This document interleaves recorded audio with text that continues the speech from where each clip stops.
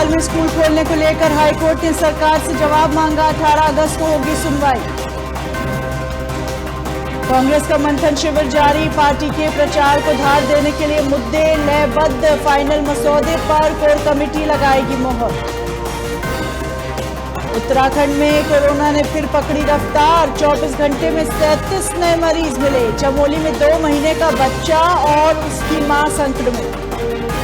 देवभूमि में पहाड़ों पर तबाही की बारिश का कहर जारी। सड़कों पर जगह जगह पानी और भूस्खलन। जोखिम भरा सफर करने को मजबूर लोग। काशीपुर में कलयुगी पति की काली करतूत पर पुलिस का शिकंजा। अश्लील वीडियो बनाकर ब्लैकमेल करने का आरोप।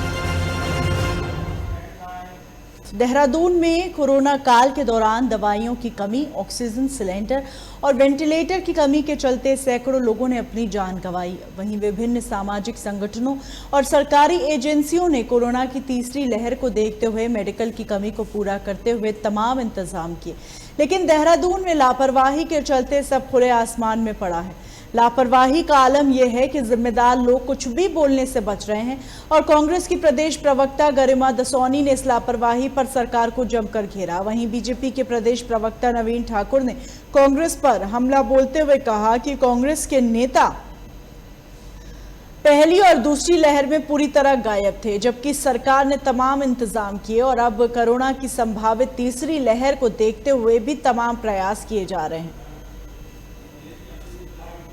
खड़ा करना मेरा मकसद नहीं, मेरी कोशिश है कि सूरत बदलनी चाहिए। वहाँ पहुँचकर चंदर रोड में जो नज़ारा मैंने देखा वो हतप्रभ करने वाला ही नहीं, रोंगटे खड़ा करने वाला था। जिस तरह से दूसरी लहर में मैंने अपने प्रियजनों को, अपने उत्तराखंड वासियों को जान गंवाते हुए देखा, जिस तरह से हमने लोगों को त्राहिमाम करते हुए देखा, जिस तरह से हमने लोगों को मजबूर देखा, लाचार देखा, हताश देखा, निराश देखा, दवाइयों के अभाव में, इंजेक्शन, वेंटिलेटर, ऑक्सीजन के अभाव में कितनी महंगी उनको दवाइयाँ खरीदनी पड़ी, डबल रेट में ब्लैक मार्केटिंग हुई और लगातार ये सरकार की कर्तव्य विमूढ़ बनी रही, ये पूरी तरह से दिशाहीन बनी रही, ये उत्तरविहीन बनी रही। अब मैं बताना चाहती हूँ कि केवल वहां जाकर खुलासा ही नहीं करा है कि भरी बरसात में किस तरह से करोड़ों की लागत के फ्रिज सड़ रहे हैं, नए नवेले फ्रिज, और पूर्व मुख्यमंत्री 3 टांगों वाला अपना पुराना यूज करा हुआ फ्रिज देते हैं, अपनी पीठ थपथपाते हैं और जनता को खैरात देते हैं। और यहाँ आप देखिए 2-2 लाख के 150 फ्रिज खुले आसमान के नीचे हैं, बिना त्रिपाल, बिना गोदाम के। देखिए, प्रोपगेंडा करने में कांग्रेस के लोग माहिर हैं। ये कांग्रेस के लोग अगर अपने शासनकाल में ये व्यवस्थाएं बना देते, अभी 3-4 महीने पहले कोरोना काल के दौरान जब ऑक्सीजन सिलेंडर की बहुत भारी मांग थी, कमी पड़ रही थी, तो ये लोग चिल्ला रहे थे ऑक्सीजन सिलेंडर नहीं है, व्यवस्थाएं नहीं है, दुरुस्त नहीं है, और केवल मीडिया में चिल्ला रहे थे, घर में एसी कमरों में बैठ के चिल्ला रहे थे। कोरोना काल के दौरान ये लोग कहीं नहीं दिखे। ये एक वीडियो दिखाएं कोरोना काल के दौरान की, जब ये जनता की सेवा के लिए सड़कों पर निकले हों। अब केवल कैमरा लेके प्रोपगेंडा करना इन कांग्रेसियों की आदत है। विकास कार्य अपने शासनकाल में कुछ किए नहीं। अगर कुछ विकास किया होता तो आज ये प्रोपगेंडा ना करना पड़ता। हमने तीसरी लहर से निपटने के लिए संसाधन जुटा रहे हैं और व्यवस्थाएं दुरुस्त कर रहे हैं। कोरोना काल के दौरान आपने देखा ऑक्सीजन सिलेंडर की कितनी कमी थी, कांग्रेस बताए उसके शासनकाल में कितने ऑक्सीजन सिलेंडर थे। आज तो हमने भरपूर मात्रा में सारे संसाधन जुटाए हैं तीसरी लहर से मुकाबला करने के लिए, और कांग्रेस उस पर भी प्रोपगेंडा कर रही है, घटिया राजनीति कर रही है। तो उसका जवाब जिस प्रकार 2017 में जनता ने दिया, 2022 में भी जनता इनको देगी। विकास की राजनीति से कांग्रेस विमुख है और विकास कार्यों को लेकर घटिया राजनीति करना कांग्रेस का शगल है।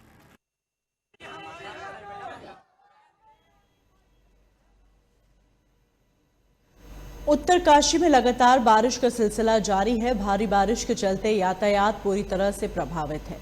सड़क पर वाहनों की लंबी कतारें लगी हैं। वहीं भारी बारिश के चलते सड़क मार्ग पर पहाड़ों से छोटे छोटे झरने निकल रहे हैं, जिसकी वजह से लोग जान जोखिम में डालकर सफर करने को मजबूर हैं।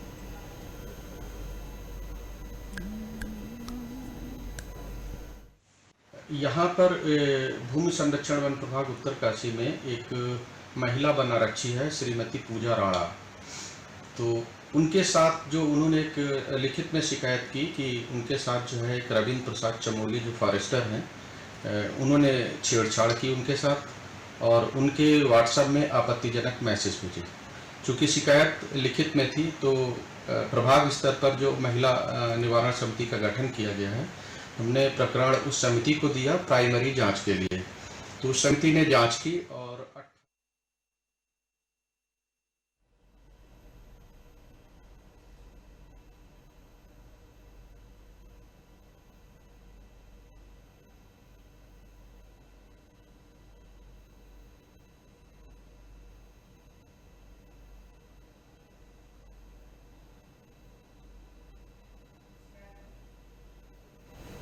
उत्तराखंड में झमाझम बारिश के बावजूद भी आम आदमी पार्टी के कार्यकर्ता, खासकर युवाओं में पार्टी के नेता कर्नल अजय कोठियाल के जिला मुख्यालय आगमन पर खासा जोश खरोश और उत्साह दिखा। आम आदमी पार्टी का युवाओं को कनेक्ट करने पर सबसे अधिक फोकस दिखता है। इसी के तहत जिला मुख्यालय में आयोजित युवा संवाद में कर्नल कोठियाल ने युवाओं के सवालों का जवाब दिया और उनकी जिज्ञासाओं पर खुलकर बात की। गैरसैंण राजधानी के मुद्दे पर एक सवाल के जवाब में उन्होंने कहा, हम अखबार की सुर्खियां आने या छाने वाला काम नहीं, बल्कि इस मुद्दे पर ठोस मॉडल का कार्य करेंगे। आम आदमी पार्टी की सरकार आने पर देहरादून में राजकाज के सभी कार्यालय क्रमशः गैरसैंण ही लाए जाएंगे और कुछ लोग विरोध भी करेंगे। पहाड़ में सड़कों और स्वास्थ्य के सवाल भी इस युवा संवाद कार्यक्रम में हुए। फौजी ग्राउंड से राजनीति में आए कर्नल कोठियाल ने नपे तुले और सधे तरीके से युवा संवाद में युवाओं के सवालों के जवाब दिए। इस युवा संवाद में कर्नल कोठियाल से युवाओं ने खूब सवाल किए और उनके जवाब देने की शैली में सैन्य अधिकारी के साथ साथ सोशल वर्कर का अंदाज भी दिखा। कर्नल कोठियाल को मिलने के लिए हजारों युवा सड़क पर लोग मिलना चाहते हैं। उसके पीछे क्या कारण है? लोग जानते हैं कि अगर हमारा भविष्य कहीं सुरक्षित है तो केवल आम आदमी पार्टी में और कर्नल कोठियाल के नेतृत्व में है। इसलिए आज ये जो जनसलाब यहाँ पर आया, आज हमारा कार्यक्रम युवा संवाद है।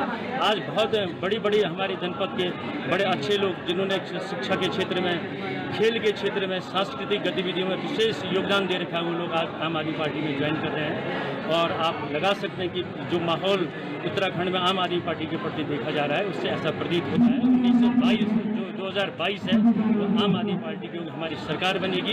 हम उत्तराखंड के शहीदों को, सपनों को साकार करेंगे। तो 2022 में जो अभी चुनाव होने हैं, इसमें जो अभी पार्टी पावर में है और जो पार्टी विपक्ष में है, वो दोनों ना कहीं कुछ इस तरीके का फंक्शनिंग उनकी हो गई है कि आप किसी भी जगह आम जनता के बीच में जाइए, आप कहीं पे भी अगर युवाओं के बीच में जाइए, जब रुपाई होती है उस टाइम रुपाई छोड़ करके महिलाएं आ रही है और बताने की कोशिश कर रही है कि हमें तो मतलब उत्तराखंड से जो उम्मीद थी, आज हमारे को भविष्य नहीं दिखता, हमारे बच्चों को डायरेक्शन नहीं है, फ्यूचर में क्या करना है, जैसा मतलब स्कोप तो बहुत बड़ा है।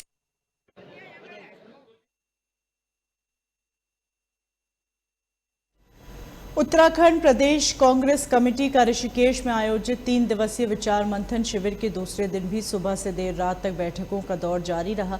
आज बैठक का तीसरा दिन है जिसमें कई मुद्दों पर चर्चा की जाएगी। 2022 में होने वाले विधानसभा चुनाव में पार्टी के प्रचार को धार देने के लिए मुद्दों को लयबद्ध कर टूल किट तैयार की गई और इसे पार्टी के संगठनात्मक से लेकर बूथ स्तर तक पहुंचाने की रणनीति भी बनी। आज अंतिम दिन बैठक में आए प्रस्तावों और सुझावों का फाइनल मसौदा तैयार कर कोर कमेटी इस पर अपनी मोहर लगाएगी। विचार मंथन शिविर के दूसरे दिन कोर कमेटी के सदस्य बंद कमरे में बैठे और एक एक कर तमाम कमेटियों के पदाधिकारियों और सदस्यों के साथ बैठक कर सुझावों पर चर्चा की।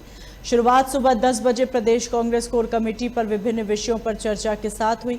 यह बैठक शाम 4 बजे तक चली। इस बीच केवल लंच ब्रेक के लिए कोर कमेटी के सदस्य बंद कमरे से बाहर निकले। इसके बाद शाम 4 से 5 बजे तक प्रदेश महिला कांग्रेस एवं प्रदेश सेवा दल के साथ बैठक आयोजित की गई।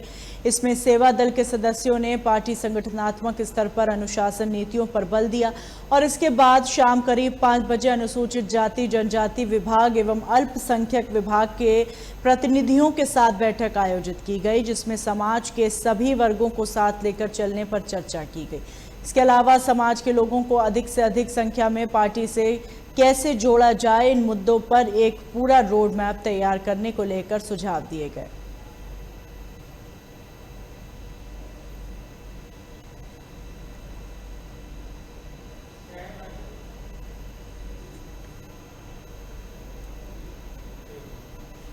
उधम सिंह नगर के काशीपुर में कलयुगी पति के खिलाफ पुलिस ने मुकदमा दर्ज किया है। क्या है पूरा मामला, जरा आप भी सुनिए। 7 जन्मों तक साथ निभाने का वादा कर पत्नी की अश्लील वीडियो बनाकर ब्लैकमेल करने और देह व्यापार के धंधे में ढकेलने वाले कलयुगी पति और उसके मामा मामी और ससुर के खिलाफ आखिर पुलिस ने मुकदमा दर्ज कर लिया। पीड़ित महिला की शिकायत पर मुकदमा दर्ज करते हुए पुलिस ने जांच शुरू की। कलयुगी पति से सताई हुई पीड़ित महिला का आरोप था कि उसके पति ने अपने मामा के साथ मिलकर उसके साथ नैतिकता की सारी हदें पार कर दी, जिसका कई बार पीड़ित महिला द्वारा विरोध किया गया, लेकिन पति द्वारा लगातार महिला की अश्लील क्लिपिंग की धमकी देकर अनैतिक कार्य किया जाता रहा। लंबे समय तक पति की प्रताड़ना सहने के बाद आखिर पीड़िता ने पुलिस की शरण ली और पति सहित 3 अन्य के विरुद्ध काशीपुर कोतवाली क्षेत्र के कुंडेश्वरी में शिकायत दर्ज कराई।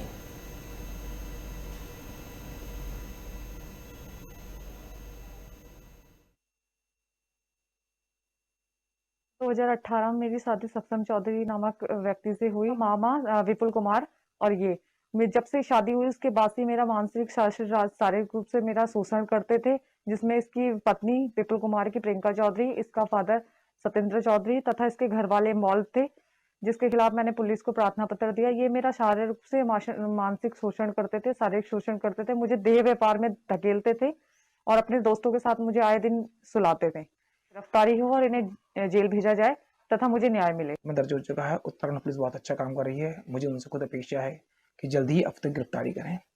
पुलिस द्वारा 4 व्यक्ति के खिलाफ मुकदमा कायम किया था। इसके साथ इन्होंने जो है दुराचार और दबाव में अनैतिक कार्य इत्यादि इत्यादि किए गए थे। पीड़िता द्वारा एक तहरीर दी गई जिसमें उसने शारीरिक शोषण और अन्य मारपीट और ब्लैकमेलिंग के आरोप लगाते हुए अभियुक्तों के खिलाफ तहरीर दी गई है। पुलिस ने इसमें सुसंगत धाराओं में अभियुक्तों के खिलाफ मुकदमा दर्ज किया गया है और आगे की कार्रवाई इन्वेस्टिगेशन के बाद।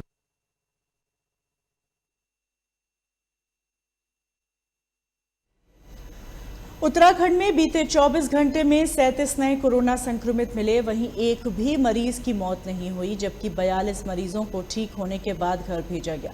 वहीं सक्रिय मामलों की संख्या घटकर 576 पहुंच गई। स्वास्थ्य विभाग की ओर से जारी बुलेटिन के अनुसार 25,098 सैंपलों की जांच रिपोर्ट नेगेटिव आई। 3 जिले चंपावत, रुद्रप्रयाग और टिहरी में एक भी संक्रमित मरीज सामने नहीं आया।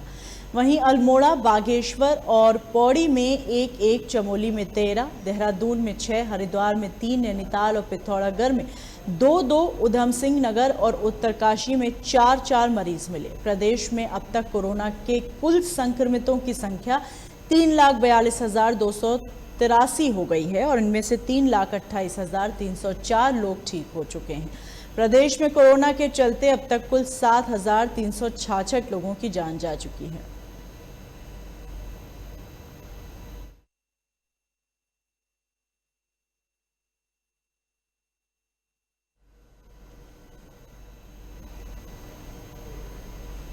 नैनीताल हाईकोर्ट में कोविड काल में स्कूल खोलने के मामले को लेकर सुनवाई हुई और इस दौरान हाईकोर्ट ने सरकार को 17 अगस्त तक जवाब दाखिल करने के निर्देश दिए। वहीं अब इस मामले में 18 अगस्त को सुनवाई होगी। आपको बता दें, राज्य में बीती 2 अगस्त से कक्षा 9 से 12 तक के स्कूल खुल गए हैं और इससे पहले ही नैनीताल हाईकोर्ट में कैबिनेट के निर्णय के विरुद्ध जनहित याचिका दायर की गई थी। याचिका 29 जुलाई को दाखिल की गई, जबकि सरकार ने 31 जुलाई को एसओपी जारी की थी। हरिद्वार निवासी विजयपाल ने हाईकोर्ट में जनहित याचिका दायर कर कहा कि सरकार ने आधी अधूरी तैयारी व बिना प्लानिंग के कोविड काल में स्कूल खोल दिए। याचिका में कहा कि विशेषज्ञों ने कोविड की तीसरी लहर में बच्चों के प्रभावित होने की संभावना जताई है और तमाम अभिभावक भी आशंकित हैं। उन्होंने कहा कि राज्य में वयस्कों के लिए ही स्वास्थ्य सेवाओं का अभाव है, बच्चों के लिए तो सुविधाओं का और भी बुरा हाल है। ऐसे में सरकार के स्कूल खोलने के निर्णय से बच्चों का जीवन खतरे में पड़ जाएगा। पर्वतीय क्षेत्रों में स्वास्थ्य सुविधाओं की बेहद कमी है। यदि बच्चे संक्रमित हो गए तो स्वास्थ्य सेवाओं की कमी के साथ अभिभावकों की कमजोर माली हालत से भी स्थितियां बिगड़ेंगी। याचिकाकर्ताओं ने सरकार के निर्णय पर तत्काल प्रभाव से रोक लगाने की मांग की। कक्षा 9 से 12वीं तक के बच्चों के लिए सरकार ने स्कूल खोलने की अनुमति दी है। फिलहाल अभिभावक बच्चों को स्कूल भेजने से कतरा रहे हैं।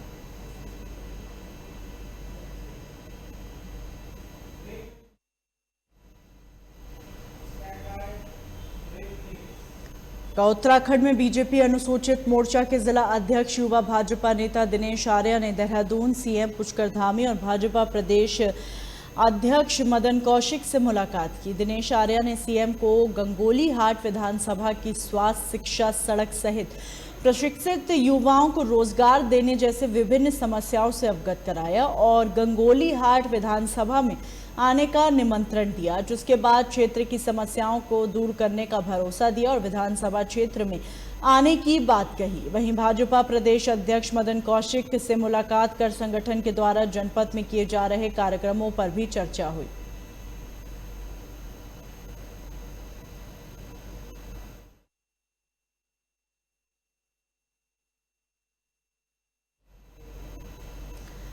हरिद्वार में पतंजलि योगपीठ के महामंत्री आचार्य बालकृष्ण का जन्मदिन धूमधाम से मनाया गया था। आचार्य बालकृष्ण का जन्मदिन पतंजलि योगपीठ द्वारा हर साल जड़ी बूटी दिवस के रूप में मनाया जाता है। बाबा रामदेव और आचार्य बालकृष्ण ने रक्तदान किया। योग गुरु बाबा रामदेव ने रक्तदान कर आचार्य बालकृष्ण को जन्म दिवस की शुभकामनाएं दी और कहा कि रक्तदान बहुत जरूरी है, हर व्यक्ति को करना चाहिए। रक्तदान करके हम कई जिंदगियां बचा सकते हैं। वहीं इस मौके पर पतंजलि योगपीठ के स्वयंसेवी और डॉक्टरों की टीम मौजूद रही।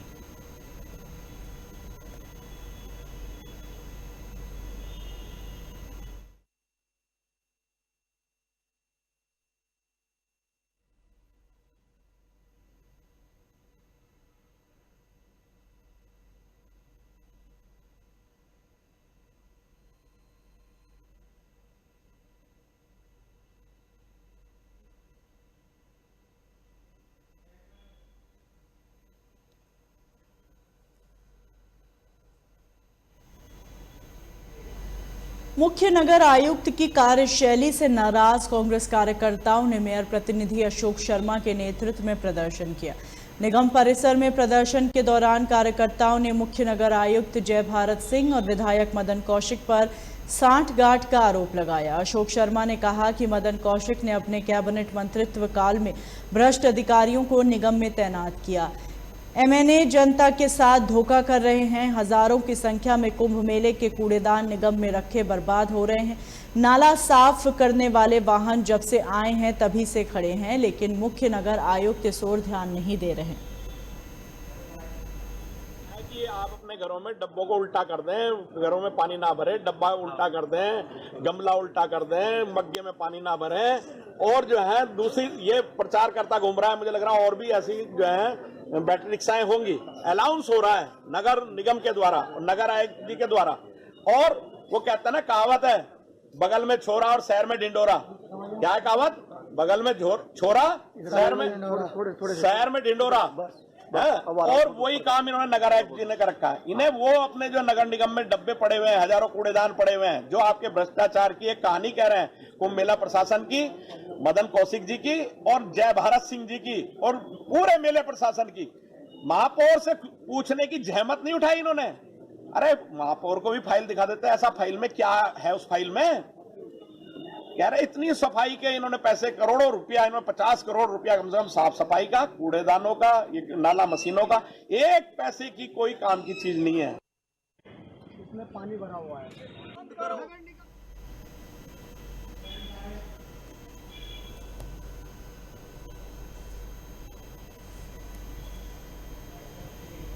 इन्हीं खबरों के साथ बुलेटिन में फिलहाल इतना ही। दीजिए इजाजत।